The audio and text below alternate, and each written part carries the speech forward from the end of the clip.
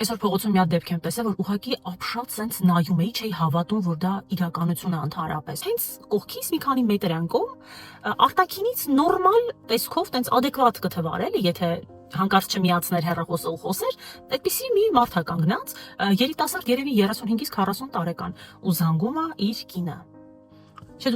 դուք չեք պատկերացնի ուղղակի ինքը ոնց է խոսում այդ կնոջ հետ։ Կինը ասում է, որ գնացել է ինչ-որ խանութ, ինչ-որ շոր է առել, ասում է մի հատ կնայես, ինչ շոր եմ առել, ոնց որ կթողես։ Առաջին շոկն էր դա։ Երկրորդ շոկը այն էր, երբ այդ տղամարդը սկսեց ուղղակի բառացիորեն գոռալ փողոցի մեջ։ Այդ ինչ շոր է, այդ ինչ որ սարական ենթատեքստով բաներ սկսեց ասել, իբր ինքը հատուկ է այդ կինը դրանք հագնում եւ այլն, փողոցում, իջեցնեմ փողոցում ինքը գոռում է։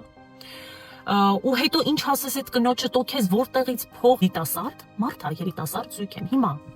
ես անկեղծ հարց ունեմ։ Այդ մարդուն չէ, իրան ոչ հարցը կփրկի, ոչ պատասխանը կփրկի։ Ես այդ կնոջը հարց ունեմ։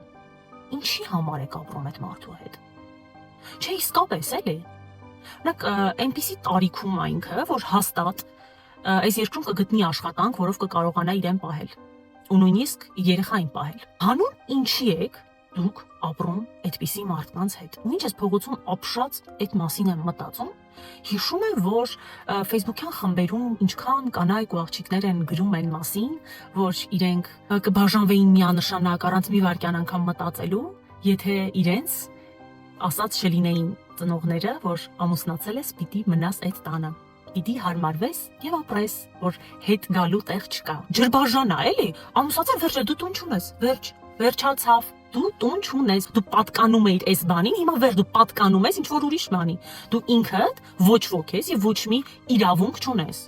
Պատկերացնում եք, այդ ընտանիքներում այդ կանանց հասկացնում են, որ իրենք պարզապես ավել ուտող բերան են լինելու իրենց երեխաների հետ միասին։ Ու հա այդ մարդկանց ծնողներն են դա անում ինձ համար, դա ընկալելի չի, ես չեմ հավատում, ես չեմ տեղավորվում այս իրականության մեջ, ես չեմ կարող ընկալեմ սա։